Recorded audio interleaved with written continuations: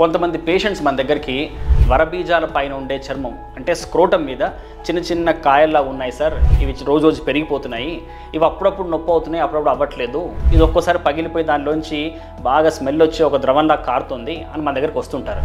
వీటిని మనం సిబేషియస్ సిస్ట్స్ అంటాం. సిబేషియస్ గ్లాండ్స్ అనేవి శరీరం మొత్తం మీద ఉంటాయి.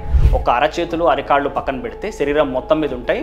సాధారణంగా మొటిమలు రావడానికి కారణం కూడా ఈ గ్రంథులు చిన్న చిన్నగా సైజ్ పెరగడమే.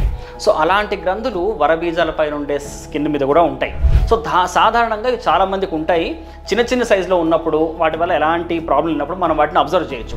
బట్ అదే కనుక అవి చాలా పెద్ద పెద్దగా పెరిగిపోవడము, దానివల్ల పేషెంట్కి ఫీవర్ రావడము, అవి పగిలిపోయి స్మెల్ రావడం జరిగితే దాన్ని మనం యాంటీబయాటిక్స్తో మేనేజ్ చేసి ఇనీషియల్గా తర్వాత దాన్ని మొత్తం తీసేస్తే దీన్ని ఈజీగా మళ్ళీ ఆ స్కోటని మనం రిపేర్ చేసేస్తే ఆ ఏరియా మొత్తం సెట్ అయిపోతుంది. కేవలం పేషెంట్ కనుక కంప్లైంట్ ఉంటే కనుక మనం దాన్ని యాంటీబయాటిక్స్తో ఇన్ఫెక్షన్ తగ్గించి దాని తర్వాత ఆపరేషన్ చేసి సెట్ అయిపోతుంది.